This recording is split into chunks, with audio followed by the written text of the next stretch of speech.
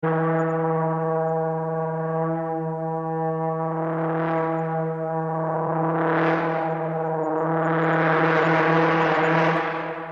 The lord. దేవునికి మహిమ కలుగును గాక.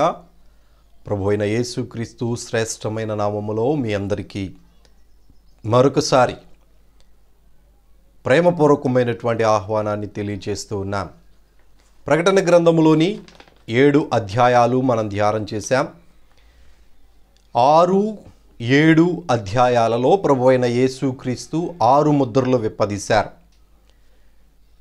ఈ వీడియోలో 8వ అధ్యాయంలోనికి వెళుతూ ఉన్నాం.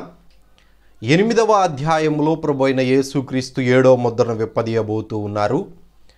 విప్పదీసిన తరువాత ఈ 7వ ముద్ర ఎన్ని అధ్యాయాలలో ఉన్నది అనేటువంటిది ఒకసారి మనం గమనించినట్లయితే 19వ అధ్యాయం వరకు కూడా ఈ 7వ ముద్ర ప్రభావమే ఉన్నది.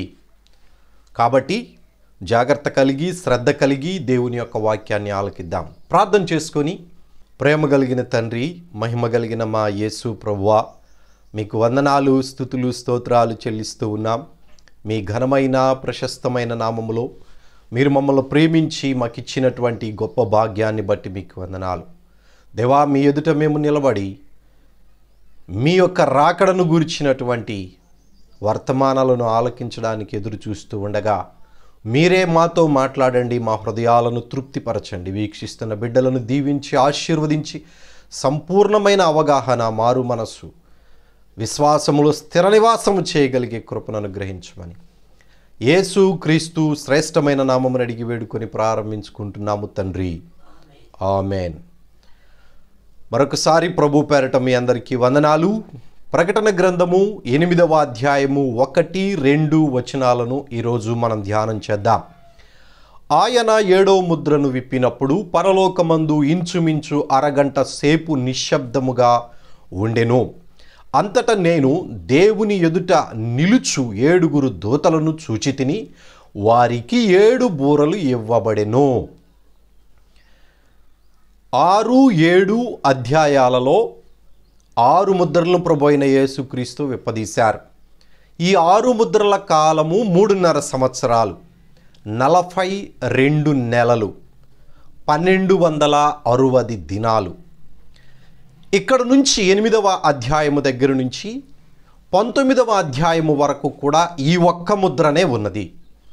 ఈ ఒక్క ముద్ర ఇన్ని అధ్యాయాలలో ఎందుకు రాయించాడు దేవుడు అంటే, ఈ అధ్యాయములో ప్రారంభమైనటువంటి 7వ ముద్ర ప్రభావములో 7 దూతలు వచ్చారు 7 బూరలు పట్టుకొని. ఈ 7 దూతలలో 6 దూతల బూరల ప్రభావం అయిపోయిన వెంటనే మరలా 7వ దూత బూర ఊదినప్పుడు మరలా 7 దూతలు 7 పాత్రలు పట్టుకొని వచ్చారు. ఇది మనకు మనసులో నిలిచిపోవాలి. 7వ ముద్ర అనగానే 7 బూరలు 7 పాత్రలు. 7వ దూత బోర ఊదినప్పుడు 7 పాత్రలు పట్టుకొని మరలా 7 దూతలు వచ్చారు. ఇది ఎప్పుడూ మన మనసులో నిలిచిపోవాలి. ప్రకటన గ్రంథంలోనికి వచ్చి 7వ ముద్ర అనగానే ఆ 7వ ముద్ర విప్పదీసిన వెంటనే 7 దూతలు 7 బూరల్లో 7వ దూత బోర ఊదినప్పుడు మరలా 7 దూతల పాత్రలు పట్టుకొని వచ్చారు అనేటువంటిది మనకు అర్థమవ్వాలి. ఈ 6 బూరలు 7 పాత్రలు 3 రకాలైనటువంటి దేవుని కోపాన్ని భూమి మీద కనపరిచినాయి. జాగ్రత్తగా వినండి.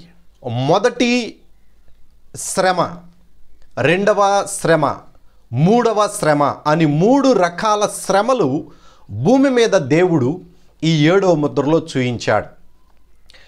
మొదటి శ్రమ, మొదటి దూత బోర విప్పదీసినది మొదలుకొని 5వ దూత బోర వరకు మొదటి శ్రమ. నా మాటలు జాగ్రత్తగా ఆలకించండి. 6వ దూత బోర ఊదినప్పుడు అది 2వ శ్రమ. ఇక 7వ దూత బోర ఊదినప్పుడు 7 పాత్రలు పట్టుకొని 7 దూతలు వచ్చారు, అది 3వ శ్రమ. ఈ 3 శ్రమలతోటి భూమి మీద దేవుని యొక్క కోపము సమాప్తమైపోయినది అని వ్రాయబడి ఉన్నది. ముందు వాటన్నిటిని మనం జాగ్రత్తగా క్షుణ్ణంగా ఆయా వచనాలు వచ్చినప్పుడు, ఆ అధ్యాయాలు వచ్చినప్పుడు మనం స్పష్టంగా ధ్యానం చేద్దాం. చాలామంది ఈ 7వ అధ్యాయము తర్వాత 12వ అధ్యాయము ఉండాలి, లేదా 7వ ముద్ర 6వ ముద్రగా ఉండాలి అని గతంలో కూడా మనం చెప్పుకున్నట్లుగా చాలామంది ఆలోచన చేస్తూ ఉన్నారు. మనందరికంటే కూడా దేవుడు జ్ఞానము కలిగిన వాడు. మనందరికంటే కూడా దేవుని యొక్క ప్రణాళిక ఆయన స్పష్టముగా, సరిగా, ఖచ్చితముగా చేసి పరిపూర్ణము చేయగలిగినటువంటి దేవుడు. లేదు ప్రభువా, ఇది ఆడుంటే బాగుంటుంది, అది ఏడుంటే బాగుంటుంది అని మనం అనుకుంటే దేవునిని వెక్కిరించిన వాళ్ళం అవుతాం. దేవునిని నీ జ్ఞానం సరిపోలేదు, మా జ్ఞానమే గొప్పది అన్నట్లుగా చెప్పినట్టుగా ఉన్నది. ఆయన మొదటి నుంచి 22 అధ్యాయాలు వరుసగా రాయించారు. అది ఆ క్రమమే. దానిని తప్పిపోవడానికి, దానిని దాటిపోవడానికి వీలు లేదు. 6 ముద్రలు అయిపోయినాయి, 7వ ముద్ర విప్పదీశారు. ఈ 7వ ముద్రలో ఉన్నటువంటి పరిస్థితి 3 రకాల శ్రమలను మనం చూసాం. ఈ 3 రకాల శ్రమలు 9వ అధ్యాయంలో 2 ఉన్నాయి. తరువాత 3వ శ్రమ కనపడేటువంటిది ఎక్కడయ్యా అనంటే 15వ అధ్యాయము 16వ అధ్యాయం. ఈ రీతిగా దేవుడు ఏది కూడా ముందు వెనక కాకుండా ఖచ్చితంగా సరిగా రాసుకుంటూనే వచ్చారు. చాలామంది చదివేటప్పుడు ఇది అక్కడెందుకు రాయించారు? ఇప్పుడు కొంతమంది అడిగే ప్రశ్న ఏమిటయ్యానంటే 2వ శ్రమ 9వ అధ్యాయంలో అయిపోతే 3వ శ్రమ ఎందుకు 15వ అధ్యాయంలో ఎందుకు వ్రాయించారు అని అడుగుతూ ఉన్నారు. ఈ 2 శ్రమలు అయిపోయిన తరువాత జరిగేటువంటి సంగతులు, భూమి మీద ఏమి జరిగినాయి, ఇశ్రాయేలీల దేశంలో ఏమి జరిగినాయి అని కూడా చెప్పాలి కదా.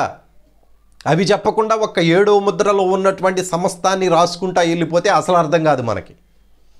దేవుడు మహాజ్ఞానం కలిగిన వాడు. ఆయన ఇచ్చినటువంటి ప్రణాళిక ప్రకారముగానే మనం నడవాలి. 1వ శ్రమ 2వ శ్రమ అయిపోయేటప్పటికి భూమి మీద ఇశ్రాయేలీల దేశంలో ఏమి జరిగింది, రోమా పట్టణంలో ఏమి జరిగింది, నియంత ఏం చేశాడు, అబద్ధ ప్రవక్త ఎట్లాగూ వచ్చాడు, ఇవన్నీ కూడా దేవుడు ఖచ్చితంగా ఆ కాలాలలో జరిగించేటువంటి విధానాన్ని బట్టే చక్కగా వ్రాసుకుంటూ వచ్చాడు. ఏ మాట కూడా ముందు వెనక పెట్టడానికి వీలు లేదు. ఒకవేళ అలాగా పెట్టాలి అనుకుంటే ఈ ప్రకటన గ్రంథం మీకు అర్థం కాదు. వ్రాసినటువంటి దేవునిని నువ్వు అవమానపరిచినటువంటి వాడవుగా ఉంటావు. దయచేసి ఈ మాటలు అర్థం చేసుకోండి.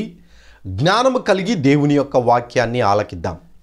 ఇక్కడ పరలోకములో ప్రభు అయిన యేసుక్రీస్తు 7వ ముద్ర విప్పదీయడానికంటే ముందు పరలోకములో విస్తారమైనటువంటి, సంతోషకరమైనటువంటి, ఆనందకరమైనటువంటి వాతావరణం ఉన్నది.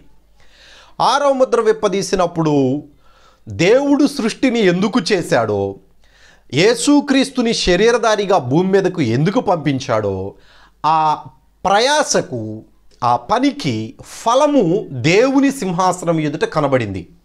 వారే దేవుని ఎదుట ఉన్నటువంటి పరిశుద్ధుల సమూహపు ఆత్మలు, పరిశుద్ధుల ఆత్మలు. వారి గురించి ఇంతకుముందు మనం ధ్యానం చేసాం. ఇంకా ఉన్నది, ముందు కూడా మనం దాని గురించి ధ్యానం చేస్తాం. అయితే భూమి మీద నుండి ఆత్మల పంట దేవుని ఎదుట కనబడినప్పుడు 24 పెద్దలు, 4 జీవులు, దోతలు, శరాపులు, కెరూబులు అందరూ కూడా దేవునిని స్తుతిస్తూ ఆరాధిస్తూ ఉన్నారు. ఈ వెళ్ళినటువంటి ఆత్మల పంట దేవుని సింహాసనం దగ్గరికి వెళ్ళేటప్పుడు ఖర్జూరపు మట్టలు చేత పట్టుకొని బహు సంతోషముగా, ఆనందముగా, ఉత్సాహముతో దేవునిని స్తుతించి, ఆరాధించి, గణపరచి యుగయుగముల వరకు మా దేవునికి స్తోత్రము, మహిమ, ఘనత, కృతజ్ఞత అని ఉన్న శక్తి అంతటిని ఉపయోగించి గొప్పగా కేకలు వేస్తూ ఇక దేవునిని స్తుతిస్తూ, ఆరాధిస్తూ, తన్మయముతో దేవుని యొక్క మహిమలో ఆయనను చూస్తూ ఉండగా, ఆ కోలాహలముతో మంచి విస్తారమైనటువంటి దేవునిని స్తుతియాగములు చెల్లిస్తూ ఉండగా యేసుక్రీస్తు 7వ ముద్రను విప్పదీశాడు. ఈ 7వ ముద్రను విప్పదీయడానికి ఆ స్తుతుల సింహాసనమును వీరందరూ కూడా చెల్లించేటువంటి స్తుతులు ఆగిపోవడానికి ఒక చిన్న కారణము జరిగింది. ఆ చిన్న కారణాన్ని దేవుడు ఇక్కడ వ్రాయించలేదు, 12వ అధ్యాయంలో వ్రాయించాడు. 12వ అధ్యాయంలో ఎందుకు రాయించాడు అనేటువంటిది అక్కడికి వెళ్ళేటప్పటికని మనకు అర్థం కాదు. మీ అందరికీ తెలుసు, ఈ 7వ ముద్రకు 6వ ముద్రకు మధ్య పరలోకంలో ఒక యుద్ధము జరిగింది. ఆ యుద్ధము గురించి అక్కడ నుంచి ఎవరు యుద్ధం చేశారు, ఎవరు పడిపోయారు అనేటువంటిది ప్రకటన గ్రంథం 12వ అధ్యాయంలో వ్రాశారు. ఎందుకు దేవుడు అక్కడ రాయించాడు ఇక్కడ జరిగిన సంగతిని అంటే చాలా జాగ్రత్తగా ఆలకించండి. 6వ ముద్ర 7వ ముద్ర మధ్యలో జరిగినటువంటి సంగతి భూమి మీద ఉన్నటువంటి వారికి ఎవరికీ అవసరం లేదు. నా మాటలు జాగ్రత్తగా ఆలకించాలి. అది పరలోకములో జరిగిన సంగతి, పరలోకములో ఉన్నవారు చూసినటువంటి సంగతి, పరలోకములో ఉన్నటువంటి ఆ యుద్ధము పరలోకములోనే ముగిసింది. పరలోకములో జరిగిన యుద్ధములో ఓడిపోయినటువంటి వాడు మరలా పరలోకము వెళ్ళడు. పరలోకములో యుద్ధము చేసినటువంటి గెలిచినటువంటి ఆ దూత దేవుని యొక్క దూత అయిన మహాధిపతి యగు మిఖాయేలు. దీన్ని భూమి మీద ఉన్నటువంటి వాళ్ళకి ఎవరికీ కూడా తెలియజేయాల్సినటువంటి అవసరం లేదు. అందుకని 12వ అధ్యాయంలో రాయించడానికి గల కారణం ఏమిటయ్యా అంటే 12వ అధ్యాయము వచ్చేటంత వరకు 2 శ్రమలు దరిదాపుగా అయిపోయినాయి. ఈ 2 శ్రమలు అయిపోయేటప్పటికీ పరలోకములో ఉన్నటువంటి వారందరూ కూడా, ఆత్మలందరూ కూడా దేవునిని స్తుతిస్తూ ఆరాధిస్తూ గణపరుస్తూ, వారిలో ఉన్నటువంటి పరిశుద్ధాత్మ దేవుడు దేవుని ఆత్మ అయి ఉన్నాడు గనుక వారిలో ఉన్నటువంటి ఆలోచనను బట్టి, అనగా భూమి మీద నుండి పరదేశంలో నుండి పరలోకమునకు దేవుని సింహాసనము దగ్గరకు వెళ్ళినటువంటి ఆ పరిశుద్ధుల హృదయములో, వారి ఆత్మలో ఉన్నటువంటి ఆలోచన ఒక్కదానిని ప్రభు అయిన దేవదేవుడు గమనించాడు. అదేమిటయ్యాడంటే, అయ్యా మేమైతే సంతోషముతో ఆనందముతో ఇక్కడికి వచ్చాము, భూమి మీద శ్రమలు జరుగుతూ ఉన్నాయి, మా సంఘాల పరిస్థితి ఏమిటి, మా బిడ్డల పరిస్థితి ఏమిటి, మా కుటుంబాల పరిస్థితి ఏమిటి అని ఆలోచన వారిలో కలిగినందువలన పరలోకములో జరిగినటువంటి యుద్ధమును, భూమి మీద నుంచి పరలోకమునకు వెళ్ళినటువంటి ఆ ఇనపదండముతో ఏలనయ్యున్న మగ శిశువును సూచనగా, అవి యథార్థంగా జరిగినవి అయినట్టుగా కాకుండా సూచనగా, అవి జరిగిన తీరు ఒకటి, పరలోకములో దేవుడు పరిశుద్ధులకు చూపించినటువంటి సూచన అంటే జరిగినటువంటి విధానం ఏదైతే ఉందో దాని ఆది అంతము రెండిటినీ కూడా ఆ 12వ అధ్యాయంలో చూయించాడు. భూమి మీద నుంచి వెళ్ళినటువంటి పరిశుద్ధులు, భూమి మీద ఆ కనినటువంటి స్త్రీ విడవబడినటువంటి విధానము, ఇవన్నీ కూడా 12వ అధ్యాయంలో వ్రాయబడి ఉంది. మనం అక్కడే ధ్యానం చేయాలి. ఎందుకనంటే భూమి మీద ఉన్నటువంటి వాళ్ళకి దానితో పని లేదు. ఇది పోటీలు పెట్టుకుంటున్నారు. ఈ ఎత్తబడినటువంటి వాళ్ళు ఎవరు, ఇశ్రాయేలీయులా, యూదులా, లేదా క్రైస్తవ సమాజమా, వీళ్ళందరూ కాదు, ఆ మగ శిశువు యేసుక్రీస్తే అని చెప్పుకుంటూ వచ్చారు. వాటి గురించి 12వ అధ్యాయంలో మనం ధ్యానం చేయవచ్చు. కానీ ఇక్కడ దేవుడు మనకిచ్చినటువంటి ఆర్డర్ ప్రకారము 6వ ముద్ర అయిపోయింది, 7వ ముద్ర 8వ అధ్యాయంలో వ్రాశారు. ఎప్పుడైతే ఆ కోలాహలము, ఆ ఆనందము, ఆ సంతోషము జరిగిందో, యుద్ధము జరిగిన మిఖాయేలు అనేటువంటి దూత లూసిఫర్ని నెట్టివేసిన తరువాత ప్రభు అయిన యేసుక్రీస్తు 7వ ముద్రను విప్పదీశారు. ఈ 7వ ముద్ర విప్పదీసిన వెంటనే పరలోకములో ఉన్నవారందరూ అరగంట సేపు నిశ్శబ్దముగా ఉన్నారు. 7వ ముద్ర విప్పదీసిన వెంటనే పరలోకమందు అరగంట సేపే ఎందుకు అని మీరు కాలాన్ని గట్టిగా పట్టుకుంటే అక్కడ దేవదేవుడు దానికి మీకు అవకాశము లేకుండా ఇంచుమించు అని వ్రాశాడు. అంటే యోహాను గారు భూమి మీద ఉన్న మనుషులకు తెలియజేయాలి గనుక ఇంచుమించు దరిదాపుగా భూమి మీద కాలమాన ప్రకారము, గంటల ప్రకారము ఒక అరగంట సేపు నిశ్శబ్దముగా ఉన్నది. ఈ నిశ్శబ్దం ఎందుకు వచ్చింది? పరలోకములో దేవుడు సింహాసనాసీనుడై ఉండి ఆయన చుట్టూ 24 పెద్దలు, ఆయన సింహాసనం ఎదుట పరిశుద్ధుల పంట, వారి చుట్టూ దూతకోటి సమూహము, దేవుని సింహాసనము దగ్గర ప్రభు అయిన యేసుక్రీస్తు ఆ గ్రంథపు చుట్టను పట్టుకొని ఉండి ఆ 7వ ముద్రను విప్పదీసినప్పుడు ఎందుకు అరగంట సేపు అందరూ మౌనముగా ఉన్నారు అనేటువంటిది మనందరికీ అర్థం కావాలి. చాలామంది వేరువేరు ఆలోచనలు చేస్తూ ఉండి ఉండవచ్చు. దేవుని యొక్క వాక్య ప్రకారముగా, బైబిల్లో ఉన్నటువంటి విధానము ప్రకారము నిశ్శబ్దము అనేటువంటిది బైబిల్లో చాలా చోట్ల వ్రాయబడి ఉన్నది. మౌనముగా ఉండడము అనేటువంటిది చాలా చోట్ల వ్రాయబడి ఉన్నది. ఎందుకు పరలోకములో కూడా ఈ మౌనాన్ని పాటించారు అంటే, అక్కడ ఉన్నటువంటి వారందరిలో 7వ ముద్రను విప్పదీసేటప్పటికి వచ్చినటువంటి వారు పరిశుద్ధుల పంట. నా మాటలు జాగ్రత్తగా ఆలకించండి. వీరికి ముందు ఉన్నటువంటి 6 ముద్రల యొక్క ప్రభావం తెలీదు. 6 ముద్రలను పరలోకంలో ప్రభువైన యేసుక్రీస్తు విప్పదీసేటప్పుడు ఏ రీతిగా ఉన్నది అనేటువంటిది తెలియలేదు. ఈ 6వ ముద్ర అయిపోయిన తర్వాత పరలోకమునకు వెళ్ళినటువంటి ఈ యొక్క పరిశుద్ధుల పంట, పరిశుద్ధుల ఆత్మలన్నీ కూడా 7వ ముద్రను విప్పదీసేటప్పుడు మాత్రమే ఉన్నారు. ఈ ప్రకటన గ్రంథము 6వ అధ్యాయము నుంచి మనం చూసుకుంటూ వచ్చినప్పుడు యేసుక్రీస్తు మొదటి ముద్రను, 2వ ముద్రను, 3, 4, 5, 6 ముద్రలను పరలోకంలో విప్పదీస్తూ ఉండగా అందరూ కూడా విప్పదీసినటువంటి ఆ ముద్రకు పరలోకములో ఉన్న వాళ్ళందరూ, పెద్దలు, జీవులు అందరూ కూడా న్యాయమే జరుగుతూ ఉన్నది, శ్రేష్టమైనటువంటి న్యాయమే జరుగుతూ ఉన్నది, ఖచ్చితమైనటువంటి సత్యమే నెరవేరబోతూ ఉన్నది, దేవుడు శ్రేష్టమైనటువంటి న్యాయమును చేయబోతూ ఉన్నాడు. ఇక మనం బాధపడవలసిన అవసరం లేదు. మీకు అర్థం కావటానికి ఇంకొక ఉదాహరణ కూడా చెప్తాను. ఎక్కడైనా కానీ ఒక కోర్టుకు వెళ్ళినా, ఒక జడ్జి గారి దగ్గరికి వెళ్ళినా,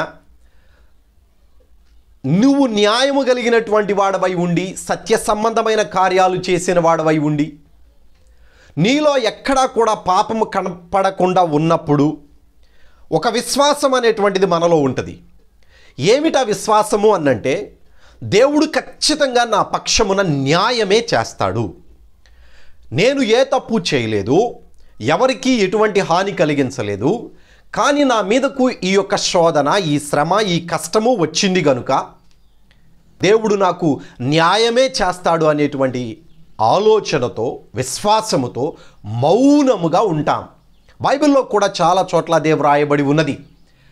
నీ శత్రువులు నిన్ను నిందించి, నిన్ను ద్వేషించి, నిన్ను అవమానపరిచినప్పుడు నువ్వు చేయమని ఉన్నది, దానిని బట్టి మీరు సంతోషించి ఆనందించండి అని వ్రాయబడి ఉన్నది. భక్తుల్లో కొంతమంది వాళ్ళని శ్రమ పెట్టినప్పుడు, ఇబ్బంది పెట్టినప్పుడు మౌనము వహించినటువంటి వారై, ఏమి చేయనుద్దేశించావో నీ చిత్తము ప్రభువా అనే ఒక భరోసాని కలిగి దేవుని చేతులకి అప్పగించారు. దేవుడు కూడా అదే చెప్తూ ఉన్నాడు. మీ మీద ఎవరైనాను కానీ నేరారోపణ చేసినప్పుడు, నింద వేసినప్పుడు, హింసించినప్పుడు, శ్రమ పెట్టినప్పుడు మీరు మీ అంతటా పగ తీర్చుకొనక దేవుని కోపమునకు చోటు ఊడి అని వ్రాయబడి ఉన్నది. చాలామంది ఎదుటి వాళ్ళు మన మీద నిందలు మోపినప్పుడు మన వంతు శక్తితోటి, మనకున్నటువంటి అధికారముతోటి, డబ్బుతోటి, బలముతోటి ఏదో మనం చేయవలసినటువంటి దానిని చేస్తాం. కానీ దేవుడు దానికి ఇష్టపడడు.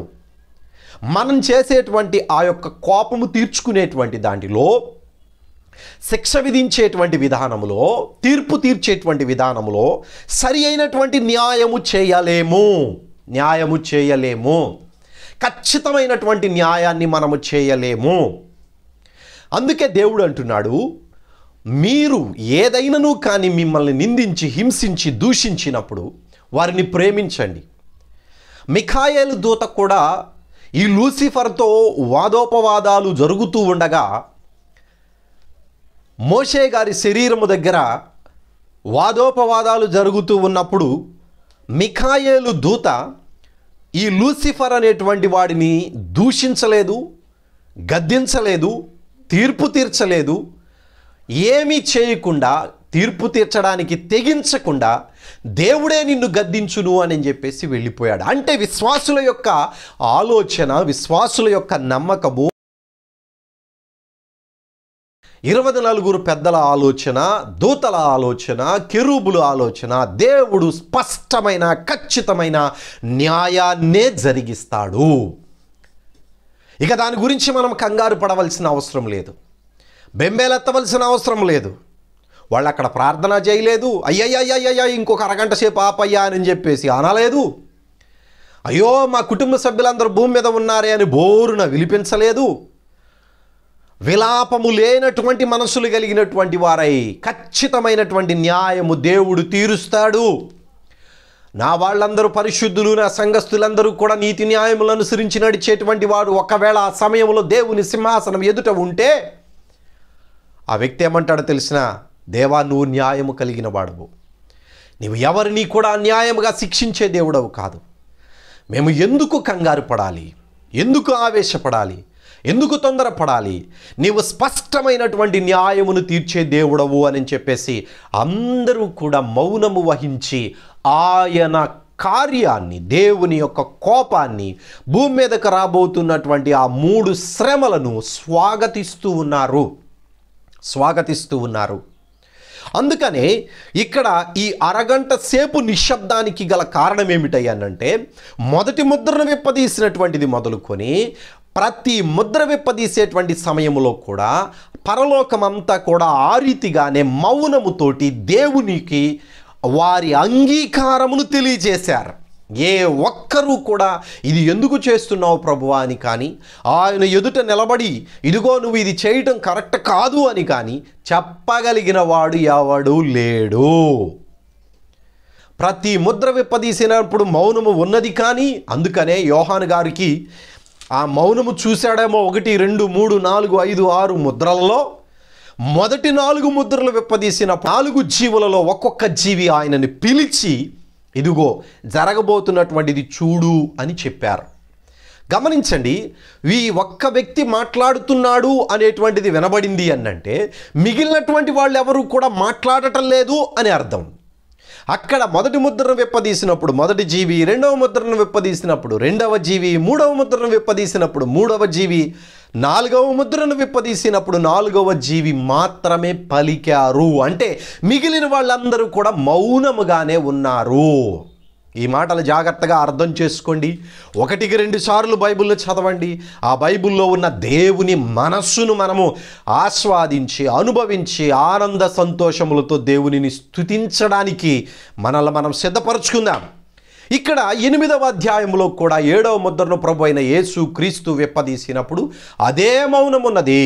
అరగంట సేపు దరిదాపుగా సుమారుగా ఇంచుమించుగా అరగంట సేపు మౌనము ఉండగా ఆ మొదటి ముద్ర నుంచి విప్పదీసుకుంటూ వచ్చినటువంటి ఆ సంతోషాన్నే, ఆ ఆనందాన్నే, ప్రభువా నువ్వు న్యాయాన్నే చేస్తావు, సత్యాన్నే చేస్తావు, ఎవరికి ఎక్కడా కూడా అన్యాయము చేసే దేవుడవు కాదు, నీ న్యాయమును, నీ తీర్పును, నీ శిక్షను, భూమి మీదకు నువ్వు పంపించేటువంటి శ్రమలను ఎవరూ కూడా ఇది తప్పు అని చెప్పడానికి వీలు లేదు అని అందరూ వారి యొక్క ఏకాభిప్రాయాన్ని తెలియజేయడానికి మౌనముగా ఉండవలసిందే. ఒకవేళ కాదు ప్రభువా ఇది అని అంటే మాట్లాడి దేవునికి చెప్పాలి. ఆ రీతిగా మాట్లాడేవాడు ఎవడు లేడు. అప్పటి వరకు ఒకడున్నాడు. వాడిని దేవుడు 6వ ముద్ర విప్పదీసిన తరువాత మిఖాయేలు దూత యుద్ధం చేసి వాడిని నెట్టివేశాడు. ఇక దేవుని ఎదుట పరిశుద్ధుల మీద నేరారోపణ చేసేవాడు లేడు. అందుకనే అందరూ కూడా దేవునిని ప్రేమించిన వారు, దేవుని యందు విశ్వాసం ఉంచిన వారు, ఆయన ఆత్మకు దేవాలయముగా ఉన్నటువంటి వారు అందరూ కూడా దేవుని ఎదుట మౌనమును పాటించి శ్రమలను స్వాగతిస్తూ ఉన్నారు. ఈ మౌనము అందుకు శ్రమలను స్వాగతిస్తూ ఉన్నారో వారందరి మనస్సులలో కూడా దేవుడు ఏకాభిప్రాయాన్ని కనుగొని ఉన్నాడు. ఇక్కడ చూడండి, చాలామంది ఈ మౌనము ఎందుకు వచ్చింది అనంటే ఇక భూమి భయంకరమైనటువంటి వేదనలకు గురి కాబోతూ ఉన్నది, శోధనలకు గురి కాబోతూ ఉన్నది, భయంకరమైనటువంటి వేదనలు రాబోతూ ఉన్నాయి అని అంటూ ఉన్నారు. వాస్తవమే. భూమి మీదకు రాబోయేటువంటి శ్రమలలో 3వ వంతు భూమి కాలిపోబోతూ ఉన్నది, 3వ వంతు చెట్లు కాలిపోబోతూ ఉన్నాయి, గడ్డంతయు కాలిపోబోతూ ఉన్నది, మనుషులలో 3వ భాగం చనిపోబోతూ ఉన్నారు. ఇంత భయంకరమైనటువంటి యుద్ధాలు, భయంకరమైనటువంటి శ్రమలు, సునామీలు కూడా ఉన్నాయి. ఇవన్నీ కూడా రాబోతూ ఉండగా ప్రపంచంలో ఉన్న ప్రతి ఒక్కరూ కూడా వేదనకు గురి కాబోతూ ఉండగా ఆయనను నమ్ముకున్న బిడ్డలను మాత్రము దేవుడు ఏ హాని కలిగించలేదు. వారికి ఎక్కడా కూడా వీటి వలన శ్రమ కలిగించలేదు. మిడతల దండు వచ్చారు, వారు భూమి మీదకి వచ్చినా కానీ వారికి కూడా దేవుడు ఆజ్ఞ ఇచ్చాడండి. ఎవరైతే ఆ సాతానుగాడికి సపోర్ట్ చేశారో వాళ్ళను మాత్రమే మీరు శ్రమ పెట్టాలి, నా బిడ్డలను శ్రమ పెట్టడానికి వీలు లేదు అని వాళ్ళు ఖచ్చితంగా ఆజ్ఞ ఇచ్చి పంపించారు. ఇవన్నీ కూడా ఈ యొక్క 8వ అధ్యాయము నుండి దరిదాపుగా 19వ అధ్యాయము వరకు కూడా ఇవే ఉన్నాయి. వీటన్నిటిలో కూడా భూమి మీద ఉన్నటువంటి పరిశుద్ధులు, యేసుక్రీస్తును అంగీకరించినటువంటి వారు, దేవుని వాక్యాన్ని అంగీకరించినటువంటి ఇశ్రాయేలీయులు కానీ, మహమ్మదీయులు కానీ, క్రైస్తవులు కానీ, ఏ జాతికి సంబంధించిన వాళ్ళైనను సరే, ఏ కులానికి సంబంధించినటువంటి వారైనను సరే, క్రీస్తును అంగీకరించి నీతి న్యాయములతో నడిచినటువంటి వారు ఎక్కడా కూడా ఇబ్బంది పడకుండా దేవుడు తన రెక్కలను వారి చుట్టూ ఉంచుతాడు. అందుకనే అన్నాడు కదా, ఇక్కడ మనం ఒకసారి సంఘాలకు ఉత్తరాలు వ్రాసేటప్పుడు యేసుక్రీస్తు యోహాను గారితో ఒక మాట చెప్తూ ఉన్నాడు. ఫిలదెల్ఫియా అనేటువంటి సంఘానికి వ్రాస్తూ 10వ వచనము, నీవు నా ఓర్పు విషయమై వాక్యమును గైకుంటివి గనుక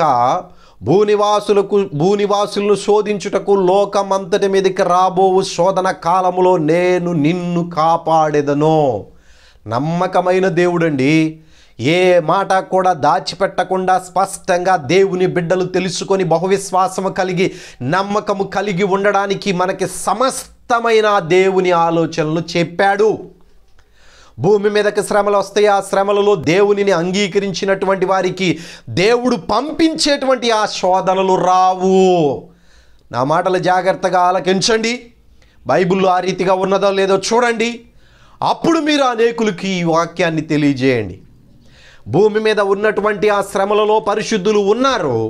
ఆ పరిశుద్ధులను దేవుడు ఖచ్చితంగా కాపాడతాను, వారికి ఏ హాని కలిగించను, వారిని పోషించడానికి కూడా నేను మనుషులను ఏర్పాటు చేస్తాను.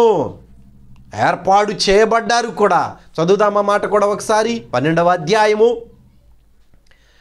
6వ వచనము, ఆ స్త్రీ అరణ్యమునకు పారిపోయెను, అచ్చట వారు 1260 దినములు ఆమెను పోషింపవలనని దేవుడు ఆమెకు పోషించడానికి, నివాసము చేయడానికి ఏం కావాలండి? ఇంకా మనకి ప్రకటన గ్రంథం గురించి భయపడాల్సిన అవసరం ఏంటి? నువ్వు పాపము చేయకపోతే ప్రకటన గ్రంథం గురించి కాదు, దేని గురించి మనం భయపడవలసిన అవసరం లేదు. నువ్వు భయపడుతున్నావు అనంటే పాపము నీలో ఏలుబడి చేస్తూ ఉన్నది అనే అర్థము. కరువైనా ఖడ్గమైనా సంతోషమే అంటాడు పౌలు. మరి ఇంకా మనం దేనికి భయపడాలా? దేనికి తల వంచాలా? దేనికి మనం మౌనము వహించాలి? ఒక్కటే ఉన్నది. అదేంటో తెలిసినా, ఎదుట ఉన్నటువంటి నీలాంటి మనిషి, స్త్రీ కానీ పురుషుడు కానీ, అతనికి నీవు అడ్డముగా ఉండకుండా నీ మాటలను బట్టి నీ ప్రవర్తనను బట్టి వాళ్ళను తీసుకువెళ్ళి అగ్నిగుండములో పడవేయకుండా వారి కోసము నీవు తగ్గించుకొని వానికి రుణస్థుడువై ఉండి దేవుని వాక్యాన్ని ప్రకటించడానికి శ్రమ అయినా పడాలి, ఇబ్బంది అయినా పడాలి, ఆకలి దప్పులైనా అనుభవించాలి, పిడిగుద్దులైనా అనుభవించాలి, చెరసాలైనా అనుభవించాలి, శిరచ్ఛేదనం చేయబడడానికైనా కానీ గొర్రె ఏ రీతిగా తల వంచి నిలబడుతుందో యేసుక్రీస్తు వలే ఆ రీతిగా మనము కూడా ఆత్మల రక్షణ కోసము, మన కోసం దేవుడు ఏది చేశాడో మనము కూడా అదే చేయడానికి ఆ రీతిగానే మౌనముగా దేవుని ఎదుట ఆయన బిడ్డలను రక్షణలోనికి నడిపించడానికి ఓర్పు కలిగి సహనము కలిగి ఉండాలి. అది తప్ప ప్రకటన గ్రంథంలో దేనికి మనం భయపడవలసిన అవసరం లేదు. భయంకరమైన శ్రమలు వస్తాయి, నిజమే ఉన్నాయి, శ్రమలు లేవని నేను అంటలా. కానీ దేవుని యందు విశ్వాసం ఉంచినటువంటి ఏ ఒక్కరూ కూడా అయ్యా నువ్వు పెట్టినటువంటి ఈ శ్రమ అన్యాయమయ్యా అని దేవుని దగ్గర నుంచి దూరంగా వెళ్ళిపోయిన విశ్వాసి ఒక్కడు ఉండడం. ఈ శ్రమలను తట్టుకోలేక, ఈ ఇబ్బందులను తట్టుకోలేక కొంతమంది లోకస్తులు దేవునిని దూషించారే కానీ దేవునిని అంగీకరించినటువంటి వారు ఆ శ్రమలను తట్టుకోలేక దేవునిని దూషించి అవమానపరిచారే కానీ విశ్వాసం ఉంచినటువంటి వారు ఎవరు కూడా ఆయనను అవమానపరచలేదు. ఆ నమ్మకము పరలోకములో ఉన్నటువంటి వారికి కలిగింది గనుక ఆ నమ్మకము పరలోకములో ఉన్నటువంటి వారికి పరిశుద్ధాత్మ దేవుడు కలిగించాడు గనుక వారు కూడా ఏమీ మాట్లాడలేదు. అయ్యా శ్రమలు పోతుంది, నా పిల్లలు చిన్నపిల్లలనైనా, నా భార్య అమాయకురాలనైనా, నా భర్త ఫలానా ఇట్లా తాగుతున్నాడు నాయనా, అది చేస్తున్నాడు ఇది చేస్తున్నాడు అని ఏ ఒక్కరు కూడా కంప్లైంట్ చేయలేదు. అక్కడ స్వాగతించారు. న్యాయమే జరుగుతుంది, సత్యమునే దేవుడు నడిపిస్తాడు, ఎక్కడా కూడా అన్యాయము చేయడు, ఆయన బిడ్డలను ఎక్కడ కూడా అవమానపరచడు, నిందించడు, అన్యాయమునకు అప్పగించడు అని చెప్పేసి ఖచ్చితమైనటువంటి మనసు కలిగిన వారై దేవుని సింహాసనం ఎదుట మౌనముగా అరగంట సేపు ఉన్నారు. ఈ మౌనాన్నే భూమి మీద ఉన్నటువంటి భక్తులకు దేవుడు అలవాటు చేశాడు. భూమి మీద ఉన్నటువంటి భక్తులు దేవుడు న్యాయమే చేస్తాడు అని తెలుసుకున్నటువంటి వారు శ్రమలు వచ్చినా, కష్టం వచ్చినా, కరువు వచ్చినా, శత్రువులు మూకుమ్మడిగా పైనబడుతూ ఉన్నా ఏమంటున్నాడో చూడండి ఒకసారి.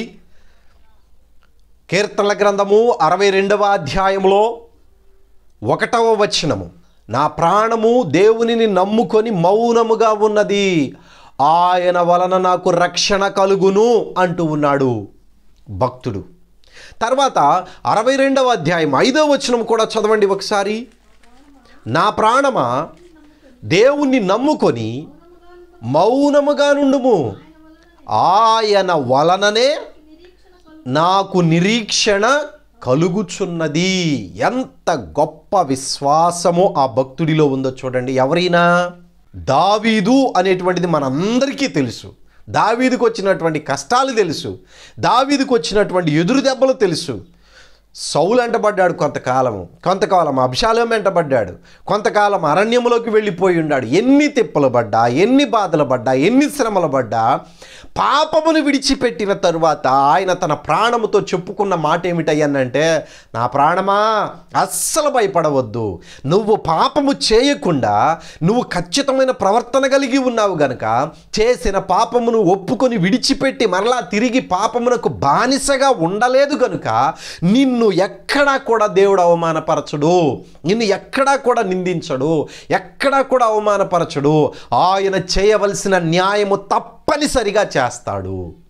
అందుకనే అంటాడు, శత్రువులు వచ్చి పైన పడబోతూ ఉన్నా కానీ, ఎంత భయంకరమైనటువంటి వేదన కలుగుతూ ఉన్నా కానీ, నా ప్రాణమా దేవునిని నమ్ముకొని మౌనముగా ఉండము. ఏ విశ్వాసి అయినా దేవునిని రుచి చూసినటువంటి వాడు, దేవునిని రుచి చూసినటువంటి స్త్రీ పురుషుడు ఎవరైనాను సరే ఖచ్చితంగా ఇదే విశ్వాసంలో ఉంటారు. ఆయనను రుచి చూడాలి, ఆయన ప్రభావాన్ని తెలుసుకోవాలి, ఆయనకున్నటువంటి శక్తిని మనం గ్రహించాలి. అరాకొరాగా భక్తిలో ఉండి పాపములో కొంతకాలము, దేవునిలో కొంతకాలము, పాపము మానలేనటువంటి కన్నులు కలిగి పాపము నీలో నివాసము చేస్తూ ఉండగా ఏదో ఒక పాపానికి బానిసాయి చుట్టా, బీడి, సిగరెట్టు, మందు, స్త్రీలు, మోహపు చూపులు, వీటన్నిటికీ నువ్వు అలవాటు పడి దేవుడు నాకు కార్యం చేయటం లేదు అని చెప్పుకుంటే ఏడ నుంచి చేస్తాడు దేవుడు నీకు?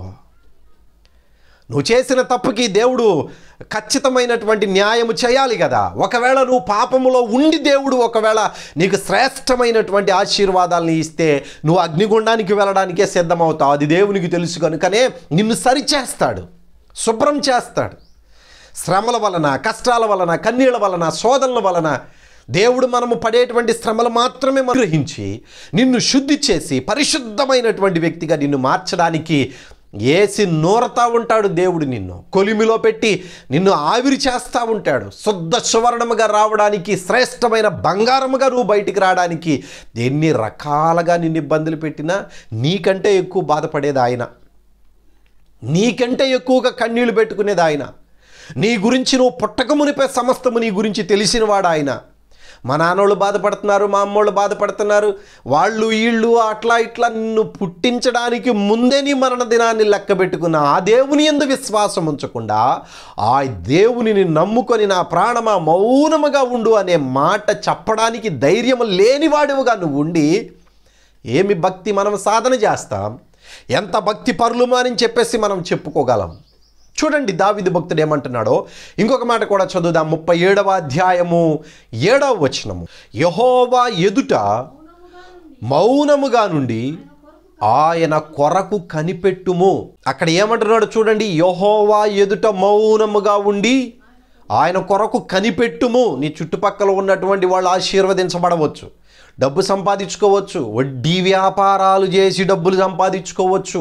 అదేమనంటే మేము ఆశీర్వదించబడుతున్నామండి అంటారు. కొంతమంది లంచాలు తీసుకొని ఆశీర్వదించబడుతున్నామండి అంటారు. ఎదుటి వాళ్ళని అన్యాయపు తీర్పు తీర్చి సంపాదించుకుంటున్నటువంటి వాళ్ళు ఎవరైనాను సరే ఆశీర్వాదమా? అన్యాయము వల్ల వచ్చినటువంటి సంపద నీకు ఉరి వంటిది కాదా? అక్రమ సంపాదన, దోపుడు సంపాదన నిన్ను అగ్నిగుండానికి ఈడ్చుకు వెళ్ళదా? న్యాయము కలిగి ₹100 సంపాదించుకున్న దేవుడు నిన్ను ఆశీర్వదిస్తాడు. కానీ అన్యాయమునకు వెళ్ళి కోట్ల రూపాయలు సంపాదించిన అగ్నిగుండమే నీ ఎదుట ఉంటుంది.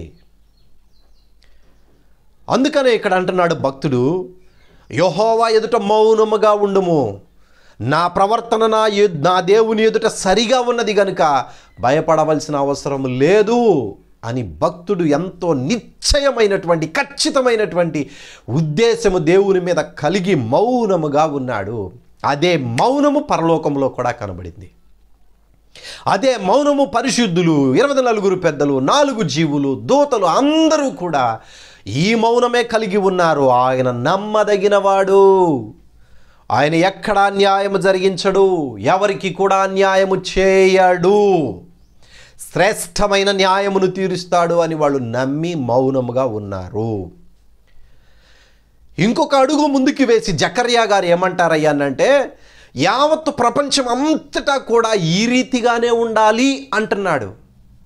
జకర్యా గ్రంథం 2వ అధ్యాయం 13వ వచనములో, సకల జనులారా యెహోవా తన పరిశుద్ధమైన నివాసమును విడిచి వచ్చుచూ ఉన్నాడు, ఆయన సన్నిధిని మౌనులై యుండుడి.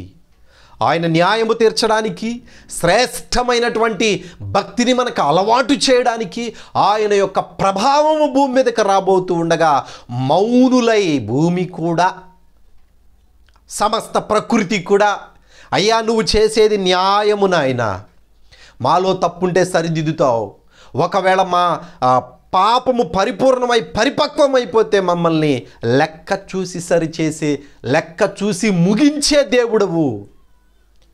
అందుకనే భక్తులు ఎంత వేదనతోటి మనుషులను బ్రతిమలాడతారో తెలిసిన, ఒరయ్యా నువ్వు ఎప్పుడు చచ్చిపోతావో తెలియదురా నాయనా, నీ దీపము ఉండగానే నువ్వు ఇల్లు చక్కబెట్టుకో, నీ ప్రాణము నీలో ఉండగానే నిజమైన దేవునిని తెలుసుకో, నువ్వు చస్తే నీ లెక్క చూసిన తర్వాత మరలా తిరిగి దేవుని దగ్గర నీకు క్షమాపణ ఉండదు, అవకాశము ఉండదు, నీ గతి అగ్నిగుండమే ఇక అని చెప్పేసి బోర్లు పట్టుకొని మైకులు పట్టుకొని ఎంతమంది దేవుని యొక్క సత్యముని తెలియజేస్తూ ఉన్నా దానిని తప్పుదారిలోకి పంపిస్తున్నటువంటి గుంపు కొంతమంది ఉన్నారు.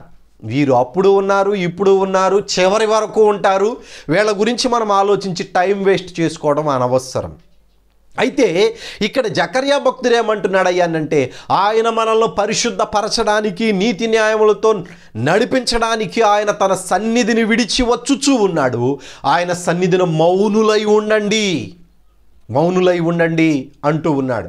ఆ రీతిగా ఒకవేళ మనందరము కూడా ఉండి పరిపూర్ణమైన దేవుని యొక్క ఆజ్ఞలను కనుక అనుసరించి నడిచినట్లయితే ప్రతి ఒక్కరు కూడా మాట్లాడడానికి ఏమీ లేకుండా దేవుడు ప్రతి ఒక్కరి విషయంలో ఆయన చేయనై ఉన్నటువంటి ఉద్దేశాన్ని ముందుగానే ఆయన ఎరిగి ఉన్నాడు కనుక, మనల్ని చేసిన వాడు మన గురించి అధికంగా ఆలోచిస్తూ ఉన్నాడు కనుక, మనం ఏమి కావాలో దేవుని ప్రణాళికలో ముందుగానే వ్రాసి ఉన్నాడు కనుక, నిజమైన క్రైస్తవుడు ఏం చేస్తాడయ్యానంటే ముందుగా, అయ్యా నీ చిత్తము ఏమై ఉన్నదో నేను ఎదురు చూస్తూ ఉన్నాను, నీవు మాత్రమే మమ్మల్ని నడిపించువాడవు అని చెప్పేసి దేవునిని హత్తుకొని ఆయన చిత్తము కోసము, ఆయన ప్రణాళిక కోసము, ఆయన చేయబోయేటువంటి క్రియ కోసము మౌనముగా ఆయనను స్తుతిస్తూ ఎదురు చూస్తూ ఉండవలసిందే.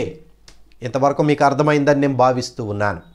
మొదటి వచనంలో ఉన్నటువంటి మౌనము దేవుని మీద ఉన్న నమ్మకముతోటి, ఖచ్చితమైన నీతి న్యాయమైనటువంటి కార్యములు దేవుడు చేస్తూ ఉన్నాడు అని నమ్మకముతోటి అందరూ కూడా ఆయనను స్వాగతించారు. మౌనము అనేటువంటి ఒక గౌరవపదమైనటువంటి సమ్మతిని తెలియచేసి దేవుని యొక్క కార్యానికి స్వాగతించారు. అయితే ఆ స్వాగతించిన తరువాత 7 దూతలు సింహాసనం ఎదుటకు వచ్చారు. జాగ్రత్తగా వినండి, కొద్ది నిమిషాలు మాత్రమే. అంతటా నేను దేవుని ఎదుట నిలుచు 7 దూతలను చూచి తిని, వారికి 7 బూరలు ఇవ్వబడెను. ఈ 7 దూతలు యేసుక్రీస్తు 7వ ముద్రను విప్పదీసినప్పుడు వచ్చినటువంటి వారు. 6 దూతలు బూరలు ఊదినప్పుడు 2 రకాలైనటువంటి శ్రమలు వచ్చినాయి. ఈ 2 రకాలైనటువంటి శ్రమలలో దరిదాపుగా యావత్తు ప్రపంచమంతటా ఉన్నటువంటి 3వ వంతు మంది మనుషులు చనిపోయారు. 3వ వంతు కాలిపోయింది. 3వ వంతు చెట్లు కాలిపోయినాయి. పచ్చని గడ్డంతయు కాలిపోయింది. సముద్రము భయంకరమైనటువంటి కంపు కొట్టేటువంటి పరిస్థితికి వచ్చింది. ఈ రీతిగా 2 శ్రమలు జరిగినాయి. 8వ అధ్యాయము 9వ అధ్యాయంలో ఇవి చాలా వివరముగా స్పష్టముగా దేవుడు వ్రాయించాడు. అయితే ఈ 7 దూతలు బూరలు పట్టుకొని వచ్చిన తర్వాత ఒక దూత బూర ఊదినప్పుడు మరలా 7 దూతలు 7 పాత్రలు పట్టుకొని వచ్చారు. ఈ 7 పాత్రలు ఈ 6 బూరలతోటి దేవుని కోపము పరిపూర్ణమైనది. బోరా అంటే ఏంటి? బోరా అంటే ఏంటి? ప్రకటించడము. వాళ్ళు ఎప్పుడైతే ఆ బోరను ఊదారో అనగా ప్రకటించారు. దేని గురించి ప్రకటించారయ్యానంటే ప్రకృతి గురించి ప్రకటించారు, సముద్రము గురించి ప్రకటించారు, భూమి గురించి ప్రకటించారు, జనముల గురించి ప్రకటించారు. ఈ రీతిగా వాళ్ళు ప్రారంభిస్తేనే, వాళ్ళు పలికితేనే ఆ కార్యాలను భూమి మీద చేయడానికి, ఆ కార్యము దేవుడు జరిగించడానికి వారినే ప్రధానమైనటువంటి వారిగా నిలబెట్టాడు. కాబట్టి 7 దూతలు, 7 పాత్రలు, 7 బూరలు, వీటి గురించి ముందు మనం ధ్యానం చేద్దాం. చూడండి, 1-2 వచనాలలో ఉన్నటువంటి విధానము ఇదే, వివరణ ఇదే. దయచేసి వీక్షించండి. మీకు ఈ వాక్యము ఖచ్చితమైన వాక్యానుసారమైనటువంటి బోధ అని అనిపిస్తే దేవుని పనిలో మీరు కూడా పాలిభాగస్తులుగా ఉండి ఈ వాక్యాన్ని అనేకులకు తెలియచేయండి. ప్రకటన గ్రంథం గురించి మనం తెలుసుకోవడం అవసరం. దయచేసి అందరూ కూడా ఈ వాక్యములో పాలిభాగస్తులై వీక్షిస్తున్న వారందరూ కూడా అనేకులకు, క్రైస్తవ సమాజానికి తెలియచేయాలని మిమ్మల్ని అందరినీ కూడా వేడుకుంటూ ఉన్నాను. పోతే రెండవది ఏమిటయ్యానంటే, చాలామంది ఈ ప్రకటన గ్రంథం పుస్తకము కోసము మీ అడ్రస్ని కామెంట్స్లో పెడుతున్నారు. ఆ రీతిగా పెట్టమని నేనే చెప్పాను. దానివల్ల ఒక చిన్న ప్రాబ్లం వస్తూ ఉన్నది. దయచేసి ఇక ముందు పెట్టేటువంటి వాళ్ళందరూ కూడా నా వాట్సాప్ నెంబర్ ఇది, నా ఫోన్ నెంబర్ కూడా ఇదే. సో దీనికి మీ అడ్రస్ని ఖచ్చితంగా పేరు, పిన్ కోడ్తో సహా, ఎందుకంటే సర్వసాధారణమైనటువంటి పోస్టులో పంపిస్తున్నాం కనుక ఆ పోస్ట్ మీకు ఖర్చు లేకుండా ఉన్నదంతా కూడా మేమే పెట్టుకుంటున్నాం. సో కాబట్టి ఖచ్చితమైనటువంటి అడ్రస్సు, పిన్ కోడ్తో మీరు పంపిస్తే ఆ పుస్తకాన్ని మీకు ఉచితముగానే అందించడానికి మేము సిద్ధముగా ఉన్నాం. దేవుని కృప మీ అందరికీ తోడైండునుగాక. వందనాలు. సెలవు తీసుకుంటాం.